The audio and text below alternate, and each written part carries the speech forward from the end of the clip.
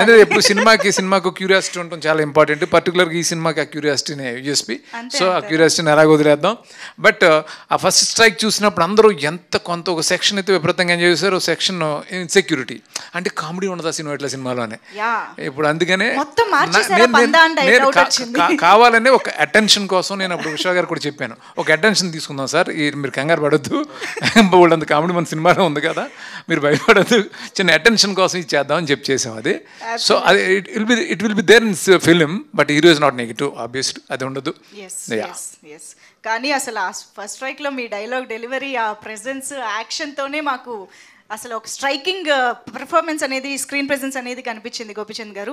And yes, coming back to the comedy entertaining part of this film, మీరు నరేష్ గారు మళ్ళీ ఒకసారి, ఐ థింక్ మొన్ననే భీమాలో మీ ఇద్దరు కాంబినేషన్ బాగా ఎంజాయ్ చేశాము. So tell us something more about the characters. అంటే చాలామంది విటీవీ గణేష్ గారు వీళ్ళందరి కాంబినేషన్ మాకు కనిపించబోతోంది కాబట్టి.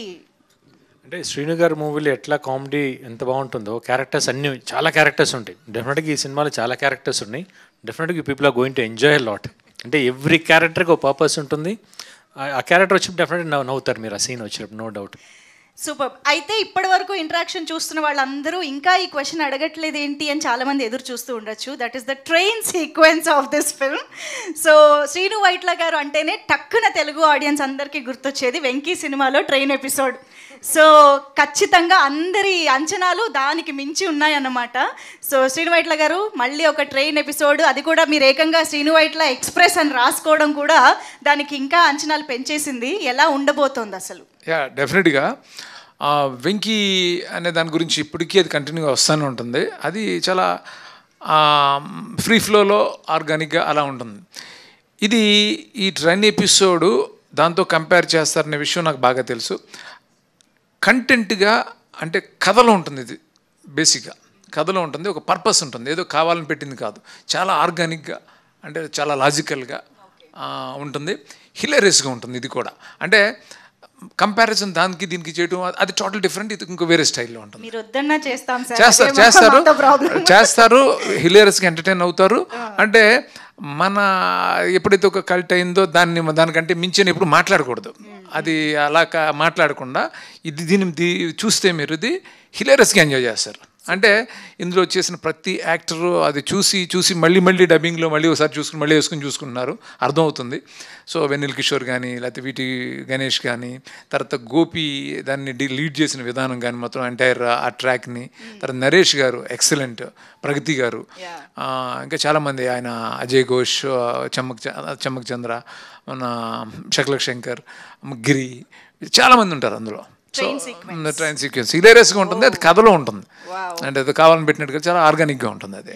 కానీ శ్రీను వైట్ల గారి సినిమాల్లో ఎంతమంది కాస్టింగ్ ఉంటారో వాళ్ళందరికీ ఆల్మోస్ట్ కెరియర్ బెస్ట్ క్యారెక్టర్స్ అయిపోతాయి అందులో. ఎందుకంటే ప్రతిసారి వాళ్ళని ఆ క్యారెక్టర్స్లో గుర్తుపెట్టుకోవడం అనేది మీరు అలవాటు చేసేస్తుంటారు. మీ సినిమాలోనే ఉంటుంది, వాడుకున్న వాళ్ళకి వాడుకున్నంత అన్నట్టు అందరి నుంచి బాగా ఎక్స్ట్రాక్ట్ చేస్తూ ఉంటారు. సో అలాంటిది సునీల్ గారు, అజయ్ ఘోష్ గారు, అందరూ యునో విటీవీ గణేష్ గారు, and I think Venky Bharat కూడా మళ్ళీ మీ కాంబినేషన్లో కనిపిస్తున్నారు. సో ఏంటి, ఎలాంటి ఇంపాక్ట్ క్రియేట్ చేయబోతుంది అన్ని క్యారెక్టర్స్ కలిసి? చాలా మంది ఉన్నారండి, ఇంకా సునీల్ కానీ, రాహుల్ రామకృష్ణ కానీ, పృథ్వీ ఫెంటాస్టిక్ క్యారెక్టర్, తర్వాత ఆయన శ్రీకాంత్ అయ్యంగారు, ఆయన తర్వాత ఇంకా చాలామంది మీరు అన్నట్టు భరత్ కానీ, ఇంకా అపార్ట్మెంట్స్లో కొంతమంది ఉంటారు, చాలామంది, అందరు క్యారెక్టర్స్ చాలా బాగున్నాయి.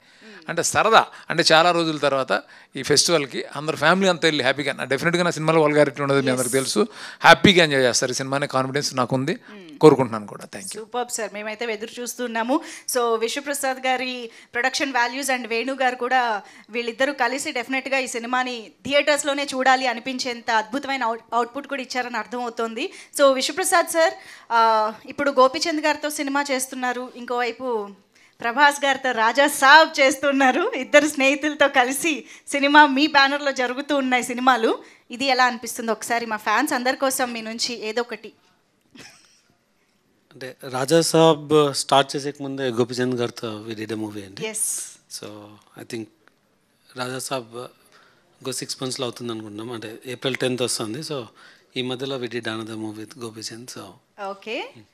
సో ఎస్, ఐఎమ్ ష్యూర్ ఈ సినిమా డెఫినెట్గా దసరా పండగకి ఒక కంప్లీట్ ఎంటర్టైనర్గా అందరినీ అలరిస్తుంది అనేది అయితే అర్థమైపోతుంది. We will be eagerly waiting, ఎందుకంటే టీజర్ ఆల్రెడీ మమ్మల్ని చాలా చాలా ఎంటర్టైన్ చేసింది. కాబట్టి టీం అందరికీ hearty congratulations and all the very best. త్వరలోనే మళ్ళీ చేతన్ భరద్వాజ్ గారి పాటలు అండ్ ట్రైలర్ వీటన్నిటి కోసం మేము ఎదురు చూస్తూ ఉంటాము.